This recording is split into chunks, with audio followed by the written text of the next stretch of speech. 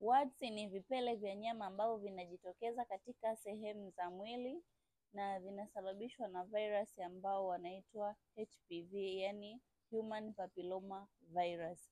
Virus hawa wanasambaa katika mwili kutokana na michubuko iliyopo kwenye ngozi, lakini pia vipele hivi au vinyama hivi haviambatani na maumivu.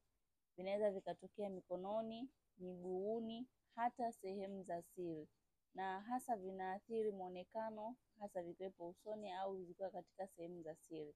Japokuwa haviambatani na maumivu, lakini ni vinaonesha picha mbaya, hasa vikiwa katika usoni, sehemu za siri, na kuwa ni picha ambayo unaweza kuona hata aibu kushiriki tendo na mwenza wako.